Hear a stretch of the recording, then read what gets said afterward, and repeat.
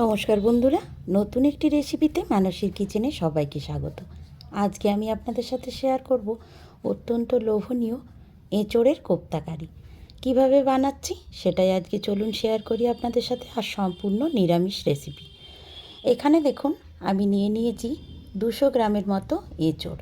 এঁচোড়টা আগে থেকে কেটে ভালো করে ধুয়ে পরিষ্কার করে রেখেছি, আর এখন আমি প্রেশার কুকারে এটাকে সেদ্ধ হতে দিলাম। আর এখানে 50 গ্রামের মতো ছোলার ডাল 2 ঘন্টার মতো ভিজিয়ে রেখেছি, সেটাকে এখন মিক্সিতে দিয়ে সামান্য 2 চামচের মতো জল দিয়ে একটা পেস্ট বানিয়ে নেব। বেশি জল কিন্তু দেওয়া যাবে না, তাহলে ব্যাটারটা পাতলা হয়ে গেলে কোপ্তাগুলো বাইন্ডিংয়ের কাজ ভালোভাবে করবে না।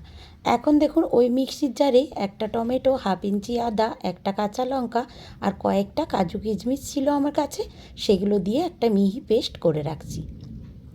পেস্টটা তৈরি হয়ে গেছে। এখন চলুন আরও একবার এঁচোড়গুলো সেদ্ধ হয়ে গেছে সেটাই আপনাদের সাথে শেয়ার করে দিই। দেখুন ভালোভাবে এঁচোড়টাকে সেদ্ধ হওয়ার পরে জল ঝরিয়ে একটা ঝুড়িতে রেখেছিলাম, আর এখন বাটিতে নিয়ে নিলাম। বাটিতে এবার পরিমাণ মতো লবণ দিয়ে দিচ্ছি, আরও কিছু উপকরণ এর সাথে আমি অ্যাড করে দিচ্ছি। দিয়ে দিচ্ছি ছোটো চামচের 1 চামচ জিরের গুঁড়ো, সামান্য একটু হলুদের গুঁড়ো, কাশ্মীরি রেড চিলি পাউডার, এটা ঝাল লঙ্কার গুঁড়ো নয়, আর সেটাও দিলাম ছোটো চামচের 1 চামচ। আর বেটে রাখা যে ডালটা ছিল সেই ডালটা আমি সম্পূর্ণ দিয়ে দিলাম। এখানে আমি ছোলার ডাল ব্যবহার করেছি, আপনারা চাইলে মটর ডালও দিতে পারেন। আর দিয়ে দিচ্ছে খুবই সামান্য একটু হিং দিলে সুন্দর একটা গন্ধ উঠবে কোপ্তাগুলো থেকে, সেটা খেতে ভালো লাগবে। আর এখন নিয়ে নিলাম সামান্য একটু কালো জিরে, এটা হাফ চামচের থেকেও কম নিয়েছি। এবার ভালোভাবে মেখে নিতে হবে। এখানে কিন্তু বেসন বা আলু সেদ্ধ কোনো কিছুরই দেওয়ার কোনো প্রয়োজন নেই। এই ছোলার ডালটাই কিন্তু বাইন্ডিংয়ের কাজ করবে। আর অবশ্যই ডালটা এমনভাবে বাটতে হবে যাতে জল বেশি না পড়ে যায়। দেখুন আমি ভালোভাবে মেখে নিয়েছি হাতের সাহায্যে, আর আপনাদের একটু দেখিয়ে দিচ্ছি হাতে কোনো তেল নেওয়ানো প্রয়োজন নেই, কিছুই প্রয়োজন হয়নি। আমি হাত দিয়ে এইভাবে গোল গোল করে রেখে দিচ্ছি একটা প্লেটে। সম্পূর্ণ কোপ্তাগুলো ভালোভাবে তৈরি করে নেওয়ার পরে আপনাদের দেখিয়ে দিলাম। আর চলে যাচ্ছি গ্যাস ওভেনে। আমি আগে থেকেই কড়াই বসিয়ে সাদা তেল গরম হতে দিয়ে দিয়েছিলাম। এবার কোপ্তাগুলো একটা একটা করে দিয়ে ভেজে নেওয়ার পালা। সব কোপ্তাগুলো একসঙ্গে আমার দেওয়া যাবে না, তাই কিছুটা এখন আর বাকি কটা যেগুলো পড়ে আছে সেগুলো আমি এগুলো ভাজা হওয়ার পরে সেগুলোকেও এই তেলে ভেজে নেব। আর দেখুন সঙ্গে সঙ্গে তেলে দেওয়ার পরে আরেকটা কথা এখানে বলে রাখি, সঙ্গে সঙ্গে কিন্তু উল্টাতে যাবেন না। যেহেতু কোপ্তাগুলো একটু নরম, তাই সাবধানে এগুলোকে উল্টাতে হবে। একটা পিঠ ভাজা হয়ে যাওয়ার পরে আরেকটা পিঠ উল্টাবেন, তাহলে কিন্তু কোপ্তাগুলো একেবারে ভাঙবে না, সুন্দরভাবে তৈরি হবে। দেখুন কালার চেঞ্জ হয়ে গেছে। আমি এইভাবে খুন্তির সাহায্যে নাড়াচাড়া করে সম্পূর্ণ উল্টে পাল্টে দিচ্ছি, আর সব দিকে সমানভাবে কালারগুলো চেঞ্জ হয়ে যাচ্ছে। আর এইভাবেই ভাজা হয়ে যাওয়ার পরে আমি এগুলোকে তুলে রাখবো।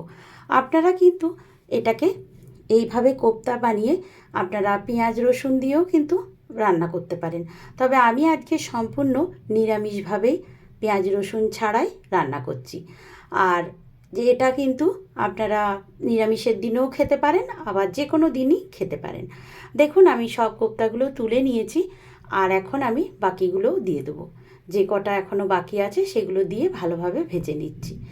সবসময় এঁচোড়ের তরকারি খেতে ইচ্ছে না করলে আপনারা এইভাবে কোপ্তা বানিয়েও কিন্তু রান্না করে খেতে পারেন। দেখুন এগুলোও আমার ভাজা হয়ে গেল। এবার তেলটাকে আমি সরিয়ে রাখবো। এতটা তেলে তো রান্না করব না, আর এই তেল রান্না সর্ষের তেলেই ভালো হয়, তাই একটু সাদা তেল রেখে দেওয়ার পরে আমি আরও কিছুটা সর্ষের তেল অ্যাড করেছি এর সঙ্গে। আর একটা শুকনো লঙ্কা আর দুটো একটা করে দিয়েছি গরম মশলা, গোটা গরম মশলা দিয়েছি দুটো একটা করে। আমার রান্নার পরিমাণটা কম, তাই দুটো একটা করেই দিয়েছি। লবঙ্গ, এলাচ, দারচিনি, আর দিয়েছি দুটো তেজপাতা, আর সামান্য গোটা জিরে দিয়েছি। এবার তেলটাকে একটু নাড়াচাড়া করে ভাজা ভাজা হওয়া পর্যন্ত অপেক্ষা করে আমি যে মশলাটা ছিল আগে থেকে বেটে রেখেছিলাম সেই মশলাটাকে আমি দিয়ে এখন কষাতে থাকবো। সময় নিয়ে এই কাজটা করতে হবে, কারণ কোপ্তা রান্না করতে গেলে একটু কিন্তু ধৈর্যর প্রয়োজন। কোপ্তাগুলোও সাবধানে তুলে ভেজে রাখতে হবে, আর এই মশলাটাকেও ভালোভাবে কষাতে হবে। এখন এই তেলে ছোটো চামচের 1 চামচ দিয়ে দিলাম জিরের গুঁড়ো, 1 চামচ ধনের গুঁড়ো, 1 চামচ কাশ্মীরি রেড চিলি পাউডার, 1 চামচ দিলাম হলুদের গুঁড়ো, পরিমাণ মতো লবণ, পরিমাণ মতো চিনি সব একসঙ্গে আমি দিয়ে দিচ্ছি এই মশলার সাথে, যাতে সম্পূর্ণ মশলাটা এই একসঙ্গে কষানো হয়ে যায়। আর কোনোভাবেই যেন কাঁচা গন্ধ না থাকে টমেটো বা আদার, সেটাও খেয়াল রাখতে হবে। তাই একটু ধৈর্য সহকারে কষিয়ে নেওয়া খুবই প্রয়োজন।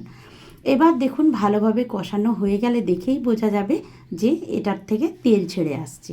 যখন বুঝবেন এটা থেকে তেল ছেড়ে আসছে দেখেই বোঝা যাবে যে কষানোটা ভালোভাবে হয়ে গেছে। এখন পরিমাণ মতো জল দিয়ে দেবো। জলটা দিয়ে তারপর ভালোভাবে এটাকে ফুটতে দিতে হবে। কোপ্তাগুলো কিন্তু জল দেওয়ার সাথে সাথেই দেবেন না, তাহলে খুব বেশি নরম হয়ে গিয়ে ভেঙে যাওয়ার চান্স থাকবে। তাই জলটা দিয়ে কিছুক্ষণ ফুটিয়ে নিতে হবে, তারপর কিন্তু আমরা কোপ্তাগুলো আমি দিয়ে দেবো। দেখুন এখন ভালোভাবে ফুটছে, এখন কোপ্তাগুলো একটা একটা করে ছেড়ে দিচ্ছি। কোপ্তাগুলো ছেড়ে দেওয়ার পরে কিছুক্ষণ ফুটলেই কিন্তু আমি এটাকে বন্ধ করে দেবো। তার আগে আরও 2টো উপকরণ এতে অ্যাড করব। দেখুন ভালোভাবে ফুটে উঠেছে আর একটা কোপ্তাও কিন্তু ভেঙে যায়নি। দেখেই বোঝা যাচ্ছে, আপনারা নিশ্চয়ই দেখলে বুঝতে পারছেন কোনো রকম ভেঙে যাচ্ছে না কোপ্তাগুলো। আর আমি গ্রেভিটাকে বেশি ঘন করব না, কারণ কোপ্তাতে কিন্তু ঠান্ডা হয়ে যাওয়ার পর অনেকটাই টেনে নেয়। তাই গরম মশলার গুঁড়োটা 1/2 চামচের মতো এখনই দিয়ে দিলাম আমি, আর আরও একটু নাড়াচাড়া করে ভালোভাবে মশলার সাথে মিশিয়ে নিলাম। এবার গ্যাসের ফ্লেমটাকে একটু কমিয়ে দিয়ে আমি 1/2 চামচের মতো ঘি এতে ইউজ করছি। এই নিরামিষ রান্নায় একটু ঘি গরম মশলা দিলে তো বেশি ভালো লাগেই, আর কোপ্তা রান্নাতে ঘি গরম মশলাটা খুবই প্রয়োজনীয়, না হলে কিন্তু কোপ্তার স্বাদ এতটা ভালো লাগে না। তাই দেখুন আমি গ্যাসের ফ্লেমটাকে এবার একটু বন্ধ করে দিলাম।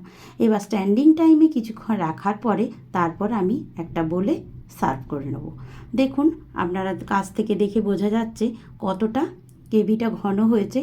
আপনারা দেখলেই বুঝতে পারছেন এই গ্রেভিটা এইটুকু ঘন রাখতেই হবে, না হলে কিন্তু এটা আরও টেনে যাবে। ঠান্ডা হয়ে গেলে কিন্তু কোপ্তাতে ঝোলটা অনেকটাই টেনে নেয়, তাই একটু পাতলা করেই রাখা ভালো। আর আপনাদের একটু চামচ দিয়ে কেটে দেখিয়ে দিচ্ছি কতটা সফট হয়েছে। এর ভেতরে আস্তে আস্তে গ্রেভিটা ঢুকে যাবে। আপনাদের কেমন লাগছে দেখে আমাকে অবশ্যই কমেন্ট করে জানাবেন। আর এটা আপনারা কিন্তু ভাত বা যে কোনো রকম পোলাও বা রাইসের সঙ্গে খেতে পারবেন। আমি অবশ্য ভাতের সঙ্গেই খেয়েছি, আপনারা চাইলে পোলাও বা ফ্রাইড রাইসের সঙ্গেও খেতে পারেন। সবাই ভালো থাকবেন, সুস্থ থাকবেন। আজকের মতো এই পর্যন্তই। টাটা।